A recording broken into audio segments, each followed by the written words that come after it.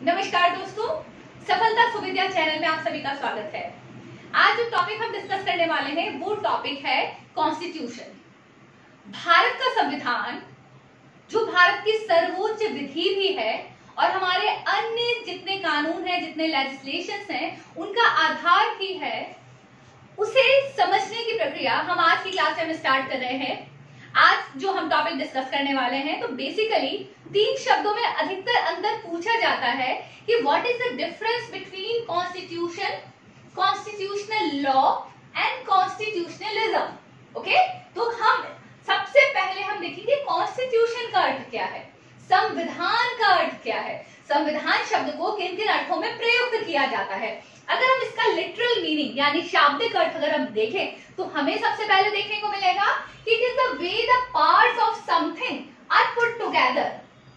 ठीक है, किसी चीज के भाग जिस तरीके से एक साथ रखे जाते हैं वो संविधान या कॉन्स्टिट्यूशन कहलाता है, निर्माण कहलाता है। और कह सकते हैं कि स्ट्रक्चर ऑफ समथिंग, किसी की संरचना, किसी चीज की बनावट, कोई चीज कैसे निर्मित की जाती है, किसी चीज का निर्माण, वो क्या कहलाता है, वो स्ट्रक्चर, वो संरचना क्या कहलाती है, वो कहलाती है कॉन्स्टिट्यूशन। तो कॉन्स्टिट्यूशन क्या है, सिर्फ कॉन्स्टिट्यूशन शब्द की हम बात कर रहे हैं, I am not talking about constitutional law. सिर्फ कॉन्स्टिट्यूशन क्या है, तो जब भी ये प्रश्न पूछा जाता है तो उसका जवाब है constitution it is a document. ठीक है, इट इज अ डॉक्यूमेंट, ये एक दस्तावेज है। कैसा दस्तावेज है, ये डिपेंड करता है कि हमारा वो समथिंग क्या है। अगर हम कॉन्स्टिट्यूशन की बात देश की सर्वोच्च विधि के संदर्भ में कर रहे हैं तो वो कॉन्स्टिट्यूशन ऑफ इंडिया है। कॉन्स्टिट्यूशन किसी कमेटी का, जो किसी स्कूल या कॉलेज का भाग हो, फॉर एग्जाम्पल आपके लॉ कॉलेज में एक मूट कोर्ट कमेटी है, उसका अपना कॉन्स्टिट्यूशन हो सकता है, उसकी अपनी बनावट, अपना स्ट्रक्चर हो सकता है, वो भी कॉन्स्टिट्यूशन है। ठीक है, तो constitution of moot court, constitution of a club, constitution of a committee. तो कॉन्स्टिट्यूशन का मतलब है किसी चीज की संरचना, किसी चीज का स्ट्रक्चर, कि उसके कौन कौन से भाग होंगे, कौन कौन से सदस्य होंगे, उनके क्या क्या फंडामेंटल राइट्स होंगे, क्या उनकी ड्यूटीज होंगी, उनको क्या करना होगा।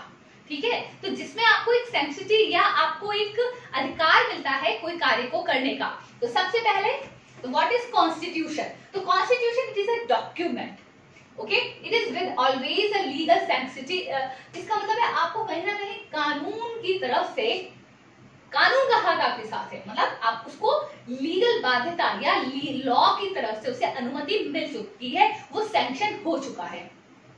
Okay, sanction and which talks about the framework and principal function of organ of government of any state. तो ऐसा दस्तावेज जो क्या करता है, जिसके पास कानून की तरफ से अनुमति है, सैंक्शन मिला हुआ है जिसे, और जो जिसमें बताया क्या गया है फ्रेमवर्क और प्रिंसिपल फंक्शन ऑफ ऑर्गन्स। तो सरकार के जो विभिन्न अंग हैं, उनके जो ऑर्गन्स हैं, जो विभिन्न अंग हैं, जो विभिन्न भाग हैं, उनके फ्रेमवर्क और उनका जो प्रिंसिपल फंक्शन है, उनके जो महत्वपूर्ण कार्य हैं, उनके गठन और कार्यों की विवेचना जिस दस्तावेज में होती है वो डॉक्यूमेंट कॉन्स्टिट्यूशन कहलाता है। ठीक है, तो ऐसा कोई भी दस्तावेज जिसमें किसी सरकार के, किसी स्टेट के, किसी कमेटी के, किसी क्लब के भागों की, ठीक है ना, किसे, उसके ऑर्गन्स के जो फ्रेमवर्क की और उसके फंक्शंस की, उनका क्या क्या फंक्शन है, उसका विवेचन होता है, उसका वर्णन होता है, और जिसे लीगल सैंक्टिटी मिली हुई होती है, लीगली वो सैंक्शन होता है। अगर हम कॉन्स्टिट्यूशन ऑफ इंडिया की बात करते हैं तो वो भी, उसे भी सैंक्शन मिली हुई है।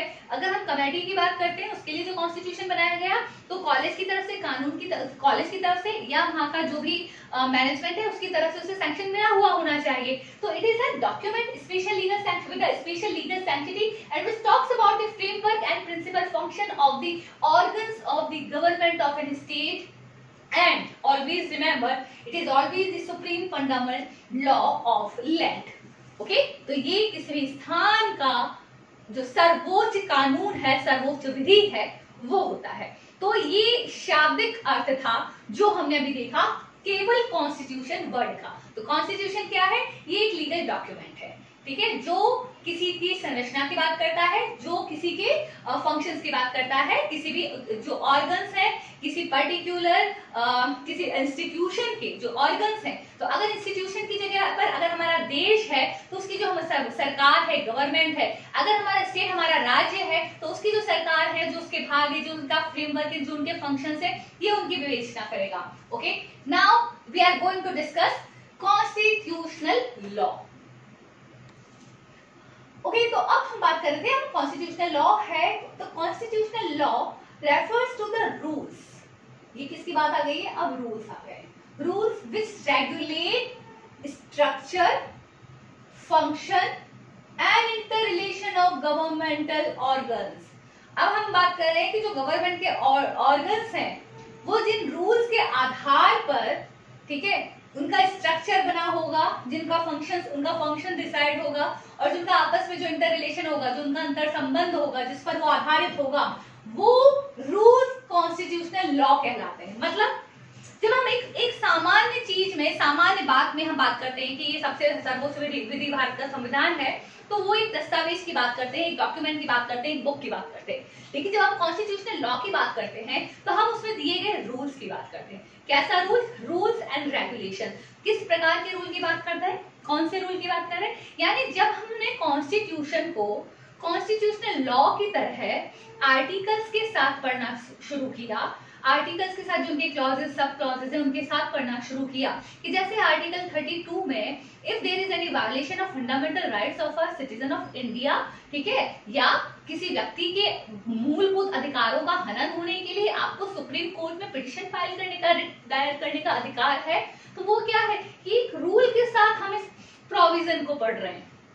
ठीक है, तो ये क्या है? तो यहाँ हम बात कर रहे हैं इसकी कॉन्स्टिट्यूशनल लॉ की। ठीक है, तो भारत में सुप्रीम कोर्ट की स्थापना किसी पर्टिकुलर आर्टिकल के अंतर्गत की गई, ये हम रूल के साथ, पर्टिकुलर आर्टिकल के साथ, ठीक है, जब हम पढ़ते हैं वो क्या कहलाता है? Constitutional law.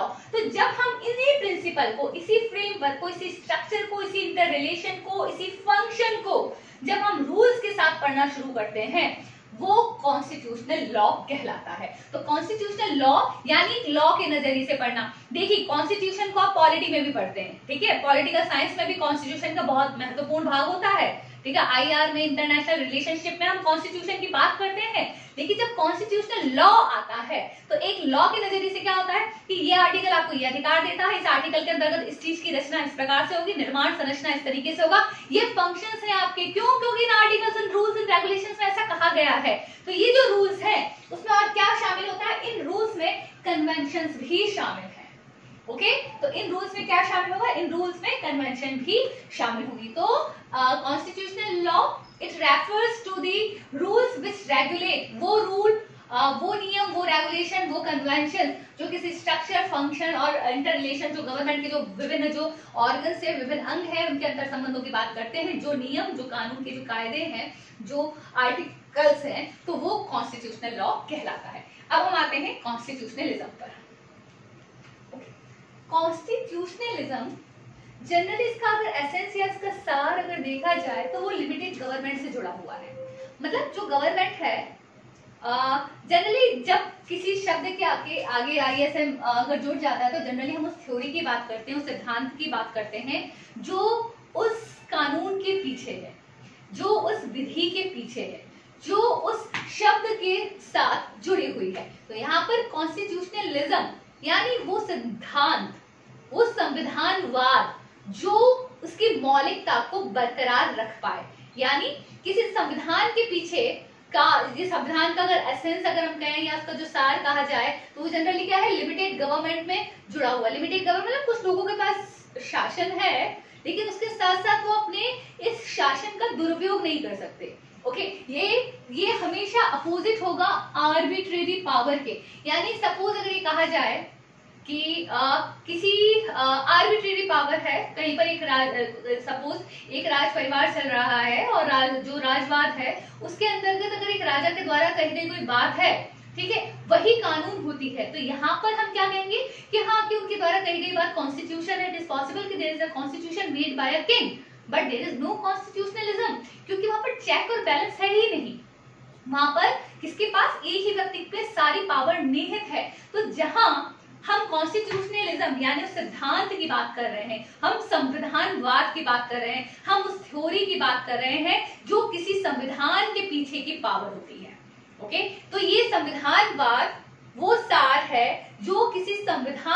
पीछे या संविधान का कारण होता है वो थ्योरी होती है जिसकी वजह से उस संविधान में उस पर्टिकुलर विधि का जन्म हुआ है या उसे ऐड किया गया है किसी पर्टिकुलर लॉ में। ओके, तो ये लिमिटेड गवर्नमेंट को आप इसका एक एग्जांपल देख सकते हो। यह आर्बिट्रेरी पावर कभी संविधानवाद से जुड़ी हुई नहीं होती है। और तीसरी बात, इसमें हमेशा जब भी संविधानवाद कहाँ मौजूद होता है, जहां पर जो भी पावर है, यानी जैसे हम गवर्नमेंट की बात करें तो गवर्नमेंट क्या है, अभी पावर में कौन है, गवर्नमेंट है, ठीक है। तो पावर पर वो जो भी पावर है, जो भी गवर्नमेंट है, उस पर चेक भी होता है और कंट्रोल भी होता है, ठीक है। तो भारत में अगर हम भारत के संविधान की बात करते हैं तो भारत के संविधान की जो सारी पावर है वो किस में निहित है, वो यहाँ के लोगों में निहित है, जो कि हमारे जो प्रियम्बल है उसमें मेंशन किया गया है।